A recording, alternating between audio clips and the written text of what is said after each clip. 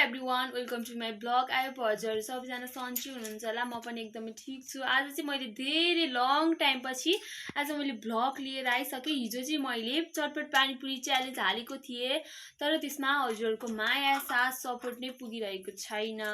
आजको दिनमा चाहिँ म घाँस काट्न जान्छु, किनकि म गाउँतिर आएको छु अहिले। म चाहिँ भोलि धादिङतिर जान्छु होला, बजारतिर। आज चाहिँ म घरतिर छु। मैले के काम गर्छु, कसरी गर्छु, त्यो सबै हजुरहरूलाई देखाउने नै छु। हेर्दै जानु होला। म चाहिँ जाँदैछु भर्खर। अघि निस्किन लागेको पानी परिदिरहेको रहेछ क्या। अब चाहिँ जाँदैछु।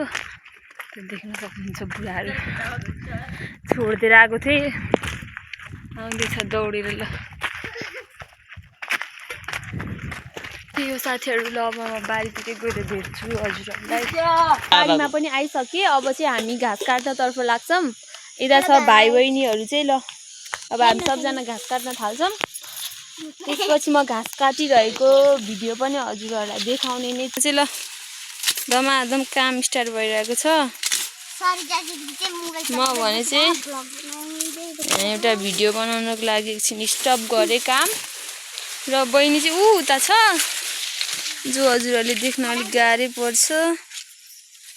खै मैले त देख्न गाह्रो पऱ्यो। फाइनल्ली घाँस काटेर पनि सक्यो होइन।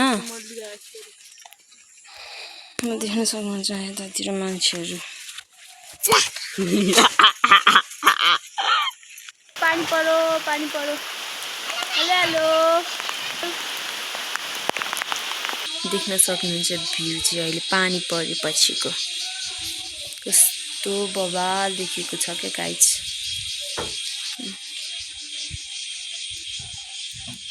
देख्न सक्नुहुन्छ। म चाहिँ घाँस काटेर आएर पनि नुहाइसकेँ। अब चाहिँ म खाना बनाउँछु। त्यो पनि हजुरहरूलाई म सानो सानो क्लिपहरू देखाउने नै छु। आजलाई चाहिँ मैले भिडियो क्लोज गरिदिन लाग्यो, किनभने मलाई एकदम थकै लागिरहेछ। त्यही माथि पानीले पनि रोज्यो नि त, मगेको पातहरूले पास्छ नि त। त्यस्तो भएर भाततिर त्यो भइरहेको क्या, धसारे जस्तो, त्यो कोतारे जस्तो टाइपको भएको छ।